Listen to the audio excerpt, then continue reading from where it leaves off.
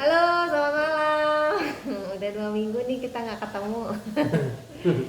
Lagi sibuk kemarin ada perayaan Natal, kecil-kecilan bersama keluarga, tapi tetap stay di rumah. Di rumah. Tetap jaga kesehatan, tetap protokol kesehatan, jangan lupa. Karena tidak dipungkiri angka COVID juga Naik semakin, terus. semakin naik. Nah, ngebahas nih soal naik-naikan nih. Nah, ini kan 2021 semakin ada di depan mata. 2 hari lagi. 2020 tinggal masa lalu. Iya, dua hari lagi loh. 2 hari lagi kita akan meninggalkan 2020. Pasti dong harus ada rasa optimis menyambut 2021. Biasanya ada pertanyaan resolusi gimana? Ya, itu udah jadul deh kayaknya resolusi. Tapi 2020 ini lebih banyak hikmah yang diambil. Artinya buat saya pribadi, saya lebih banyak berterima kasih terhadap apa yang saya sudah miliki, keluarga saya, sehingga saya merasa tetap tetap sehat jiwa dan raga di tengah keluarga saya. Oke, lanjut lagi. Tadi ngomongin naik-naik ya. Ini lagi kayaknya lagi euforia. Masih ngomongin saham kan ya? Iya, ngomongin naik-naik euforia saham. Nah, kita ada 2021 saham. Oke, kaitannya gimana nih? Apakah 2021 boleh kita tetap optimis menyambut tahun baru ini terkait dengan saham atau seperti apa? Waduh, kalau harapan mah harus selalu ada lah. Yang penting optimis dulu. Oke. Hajar dulu gitu enggak ya? Kalau orang-orang hajar sih kanan, hajar kanan. hajar kanan atas deh. Oke. Itu jadi kalau ngomongin market sebenarnya ini sharing aja lah ya. Kita sambil sharing juga ngomongin market. Pertama tuh kita harus tahu secara makroekonomi dulu sebenarnya. Jadi kalau makroekonominya secara umum sebenarnya cukup menarik tahun 2021. Kenapa? Karena memang kita tahu lah, hampir semua bank sentral di seluruh dunia itu mencetak uang untuk menanggulangi masalah ekonomi yang muncul dari COVID. Ya. Itu kita tahu. Caranya gimana ya? Bank sentral itu punya balance sheet juga. Ini ngomong agak teknis sedikit ya. Bank sentral itu punya balance sheet. Sisi asetnya dia memegang obligasi yang dikeluarkan oleh pemerintah. Sisi liabilitiesnya adalah uang yang dicetak yang kemudian dipakai oleh pemerintah untuk membiayai masalah COVID ataupun untuk pembangunan gitu. Dan seluruh dunia melakukan itu gitu. Akibatnya apa? Uang beredar cukup banyak di market. That's why makanya kadang suka nanya ya kan, ini ekonominya stagnan, orang-orang banyak yang di PHK, tapi kok kenapa stok marketnya naik terus gitu? Nah, karena memang anomali ya? Iya, uang beredar banyak, terus stock market juga memvaluasi untuk masa depan gitu kan. Jadi karena uang beredar banyak, akhirnya uang itu harus beberapa orang memutar uang itu kan. Salah satunya juga di saham. Nah, tapi kedepannya yang menurut pendapat pribadi saya, kedepannya dan pengalaman dari masa lalu juga, ketika uang beredar banyak, itu uang akan juga masuk ke sektor komoditas. Jadi sektor komoditas itu juga penting. Udah kejadian sih sekarang ya, beberapa komoditas yang banyak di Indonesia juga cukup naik, nikel naik, coal juga naik. Tunggu dulu. Nah, kenapa sektor komoditas? Ada sektor-sektor yang lain? Mungkin ada sebabnya. Nah, Kenapa dipilihnya komoditas dulu? Nah, karena komoditas itu memang kalau dari pengalaman sebelumnya tahun 2008 dulu waktu US juga melakukan pencetakan uang, itu memang mereka harus muter, biasanya mereka hedging posisi US itu atau hedging posisi currency-nya. Biasanya pertama kali dilakukan adalah dengan sektor komoditas gitu. Itu yang mereka lakukan. Sehingga akhirnya sekarang terbiasa juga ketika uang beredar banyak, kita langsung ini biasanya orang muter di sektor komoditas gitu. Mungkin sekarang ada juga sektor lain, dulu mungkin cryptocurrency belum ada, sekarang ada cryptocurrency juga, jadi bisa jadi juga orang juga muternya uang di cryptocurrency, bisa jadi, saya juga nggak terlalu paham. Tapi pengalaman tahun 2009, 2010, 2011 itu kejadian di komoditi. Makanya waktu tahun 2009, 2010, 2011 tuh menarik juga karena Indonesia komoditas juga menjadi sektor yang cukup penting. Jadi ketika hari komunitas pada saat tahun-tahun tersebut naik, itu banyak petani ya, misalnya bukan orang yang punya kebun sawit, orang yang punya kebun tapioka dan segala macam, itu cukup diuntungkan juga dengan naik harga komoditas. Karena terbukti pada saat itu orang banyak yang beli motor, beli mobil juga kan. Bahkan orang juga ya banyak yang beli rumah pada saat itu. Properti juga naik kan. Berarti kemungkinan 2020 itu mirip dengan 2008 ya. Jadi sejarah 2009 lah ya. 2008 2009 jadi sejarah berulang ya. Betul. Oke, komoditas tuh apa aja sih? Sampai tadi katanya ada petani tembakau, petani singkong berarti ya. Iya. Tapioka. Ya macam-macam lah komoditas, ada komoditas mineral, ada CPO juga, itu juga. Berarti ada CPO, pertambangan. Banyak sih komoditas. Jadi kalau kita lihat, kalau saya lihat berita biasanya di Bloomberg. Di Bloomberg itu punya indeks buat komoditas, beberapa indeks komoditas dijadikan sebuah indeks lah untuk kita secara umum melihat bagaimana sih harga komoditas secara umum. Cukup menarik sih kalau kita melihat chartnya ya, dan itu terlihat kayaknya memang harga komoditas ini akan paling tidak tersupport lah, karena setelah tahun 2013 itu justru malah agak-agak cenderung mulai stagnan dan mulai turun gitu sampai tahun 2020. Nah, tahun 2020 ini terutama di bulan Juli, nah ini udah mulai agak lumayan pick up ya gitu. Oke, berarti sektor komoditas itu udah menjadi pilihan ya 2021. Oke, selain komoditas apa lagi nih?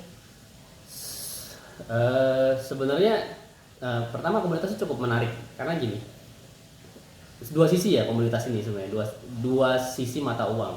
Karena gini, komoditas itu naik, minyak juga termasuk komoditas loh. Yeah. Jadi ketika harga minyak itu naik, itu bisa menyebabkan mendorong yang namanya cost push inflation. Jadi logikanya karena memang sederhananya gini, misalnya harga minyak naik, maka ketika kita memproduksi sebuah produk atau barang atau jasa gitu kan, itu harga cost distribusi juga naik kan, akhirnya mendorong harga produk juga naik, makanya itu bisa menyebabkan inflasi. Nah kalau misalnya inflasi itu tidak dikompensate dengan naiknya income dari orang-orang, itu cukup bahaya justru sebenarnya. Makanya kita juga berharap mudah-mudahan ketika uang beredar banyak di dunia itu bukan hanya masuk ke sektor instrumen komoditas saja ataupun instrumen keuangan saja, tapi justru masuknya ke sektor yang berdampak langsung, contohnya lewat foreign direct investment. Kita mungkin beberapa hari ini kan dengar juga ada Tesla katanya mau bangun pabrik di Indonesia, terus CTLI apa perusahaan Chinese gitu yang mau bangun, perusahaan China yang mau bangun pabrik baterai juga, LG juga katanya yang bangun pabrik baterai. Itu sebenarnya katalis yang cukup positif ya, karena dengan uang beredar banyak, terus akhirnya orang bukan hanya memutar uang di satu komoditas, tapi mereka masuk langsung bangun pabrik. Nah itu cukup menarik kalau bangun pabrik, karena ketika bangun pabrik itu multiplier effect-nya, pekerjaan nambah, orang dapat pekerjaan, akhirnya dapat income-nya dibelanjakan, yang pada akhirnya ketika orang dapat tambahan income, dia tidak akan terlalu kerasa walaupun harga produk itu cukup naik gitu kan, inflasi tadi gitu. Jadi istilahnya ya win-win lah gitu. Dibanding kalau misalnya dia nggak ada yang bangun pabrik, nggak dapat income kan, bahaya malah. Wah, ibu-ibu kan, aduh kenapa harga naik nih gitu, padahal pendapatan nggak naik kayak gitu. Oke, berarti selain faktor dari luar, faktor dari dalam juga, ternyata kita juga udah punya omnibus law ya. Iya. Itu menurut Mas Agung gimana tuh? Itu agak sensitif dan juga pro dan kontra sih.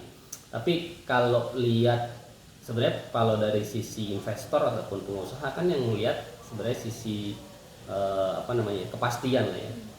Banyak respon dari investor luar juga yang cukup positif tanggapan ke omnibus law karena memberikan kepastian itu tadi, sehingga kita coba deh posisi diri kita sebagai seorang investor lah ya, investor asing ataupun melihat investor sebuah negara, kita melihat kalau kita nggak pasti kan kita juga nggak mau nanam uang kan, gitu, nggak mau kita bangun pabrik gitu, kalau uang misalnya gede loh, uang gede gitu, kalau kita jadi istilahnya harus cari jalan tengah lah ya, win-win buat kedua belah pihak gitu, buat negara yang tepat di investasi ataupun sebagai investornya gitu. Jadi, nah ini mudah-mudahan sih ini jadi pintu gerbang yang bagus ya, karena ini kayak semesta mendukung kan. Uang beredar di dunia banyak, terus negara yang punya potensi ya, negara emerging market yang punya potensi kayak kita ini memberikan kepastian, dan mudah-mudahan akhirnya gayung bersambut, akhirnya bangun pabrik. Nah makanya saya juga menarik sebenarnya sektor properti yang bukan properti yang jualan bangunan ya, saya residensial justru. Justru kita melihatnya properti yang punya land bank untuk pabrik-pabrik sebenarnya kan. Kita juga ada tuh emiten yang punya land bank untuk pabrik-pabrik yang cukup menarik. Oke, berarti sebenarnya sangat menarik ya 2021. Tinggal kita tunggu aja bagaimana kelanjutannya 2021. Apakah memang Indonesia sudah siap menerima uang yang mengalir deras dari luar, dan kita siap menampung secara infrastruktur juga, kemudian aturan juga udah jelas, transparan. Jadi semoga 2021 juga masyarakat Indonesia tuh lebih menikmati apa yang disebut sektor real berjalan ya. Karena selama ini kan kayaknya saham duluan deh yang euforianya banyak banget gitu. Kayaknya terlalu cepat ya. Terlalu cepat untuk naik. Nah, itu juga harus hati-hati sih sebenarnya. Kayak beberapa ya kita sih ini pendapat pribadi aja ya. Beberapa valuasi saham tuh akhir-akhir ini kok wow, luar biasa ya ini. Secara valuasi sederhana yang kita pernah saya tahu juga. Iya. Wow, kayaknya udah memang sih sebenarnya antusiasnya tinggi sekali. Betul, loh. Karena dulu transaksi saham itu waktu awal-awal tahun, apalagi pas setelah kasus yang melibatkan Jiwasraya dan Asabri itu paling sehari aja 5 triliun transaksi saham. Sekarang bisa 17 triliun, 21 triliun, dan investor lokalnya luar biasa banyak sekali euforianya. Dikit-dikit arah, arah. Auto reject atas. Iya. Dan satu lagi yang kita lihat tuh fenomena ada influencer. Ya, influencer juga memberikan inilah ya. Banyak mologinya. Mologi lah ya, ada macam-macam ceritanya. Jadi banyak yang bingung ya, karena banyak yang ngomong, influencer yang ngomong, terus ada bla bla bla mologi, nggak perlu disebutkan namanya, nanti dicari tahu karena itu orangnya udah terkenal banget, semua orang pasti udah tahu, terus banyak juga yang ikutin. Tapi sebenarnya apakah memang saham yang dipik itu sudah memenuhi standar secara fundamentalnya, kemudian dari segi sentimennya tahun 2021 itu seperti apa, apakah memang prospek di tahun 2021 seperti yang udah disebutkan tadi ya, secara komoditi, kemudian infrastruktur, terus apa lagi ya Mas satu lagi? Ya, properti juga, ya, properti tapi yang kita pikir yang punya land bank buat pabrik itu cukup menarik. Ya. Walaupun residensial mungkin juga menarik ya, nggak tahu ya, mungkin beberapa mungkin di wilayah ya kita punya sense sendiri lah. Kadang-kadang mungkin teman-teman juga yang mungkin sekarang tinggal di tempat tinggal masing-masing, terus dengar cerita rumah sebelah dijual terus udah laku loh, kan itu kan jadi sense kan. Oh berarti sebenarnya properti juga cukup menarik. Cuman kalau kita sendiri sih ngelihatnya justru sektor properti yang terkait dengan wilayah industri yang itu cukup menarik minat kita juga sih buat next year ya. Ya cicil-cicil boleh lah, investor slot-slot. Paling ya investor plankton berapa sih, 1 lot 2 lot gitu kan. Yang penting kan nabung kan, ya nabung pelan-pelan, sisihkan gitu. Yang penting kita seperti yang kita dulu awal cerita, kita tentuin dulu nih mau masuk sektor mana. Itu kan makanya penting. Makanya kita nggak bahas ini juga. Kita juga punya pendapat sendiri. Oh tahun depan tuh menurut kita dan menurut pengalaman sebelumnya sektor mana yang menarik. Kayak kita bilang sektor komoditas itu menarik. Sektor komoditas misalnya tambang, CPO itu menarik. Yang menarik minat kita ya. Ya kita juga nggak tahu apakah ini udah di atas atau emang masih di bawah. Intinya ya kan kita jualnya investasi ya, jadi dikit-dikit nabung, slot-slot gitu juga apa. Oke, kalau gitu. By the way ada satu pertanyaan ya. Betul. Komoditas tuh biasanya cyclical kan? Yes. Nah, kalau cyclical bisa pegang long term nggak sih? Nah, justru itu makanya kita kadang-kadang kan mesti belajar dari tahun-tahun sebelumnya. Makanya ini adalah titik yang menarik menurut saya karena 2009 2010 juga cyclical itu. Makanya saham-saham yang terkait dengan komoditas itu juga menarik. Tahun ini juga menurut saya juga cyclical, tahun cyclical. Jadi justru menurut pendapat saya akan lebih condong untuk memilih saham-saham yang bersifat cyclical seperti komoditas ataupun tadi properti misalnya. Saya tidak akan banyak menaruh duit buat investasi itu di sektor yang defensif. Contoh misalnya ya beberapa saham konsumer gitu. Bukan sahamnya nggak bagus, enggak. Cuman kita karena duit kita terbatas, jadi kita memanfaatkan siklus ini supaya menghasilkan hasil yang jauh lebih baik dibanding kondisi-kondisi normal gitu. Strategi lah ya. Strategi ya betul. Jadi gimana caranya dengan duit yang terbatas terus melihat sentimen di tahun 2021 supaya cuannya lebih banyak gitu kan. Betul. Jadi seperti Daud melawan Goliat ya. Melawan Goliat sih. Salah ya. Jadi kita tuh harus berani melawan yang besar-besar seperti Gitu. bandar-bandar Oh, gitu. ke situ poinnya. Iya, ke situ. Jadi kita yang plankton-plankton ini jangan merasa rendah diri gitu kan. Jadi justru sebenarnya kalau kayak gitu bukan melawan dalam artian kita justru karena justru fund-fund besar mereka punya analisa yang lebih komprehensif dan ya saya juga sempat ngobrol sama beberapa teman-teman MC itu juga ya kurang lebih mereka punya beberapa pendapat yang mirip-mirip lah karena ini tahun yang sektor yang cyclical yang harus diperhatikan terus karena itu belajar dari pengalaman tahun-tahun sebelumnya gitu. Makanya tahun 2001 cukup menarik, challenging juga.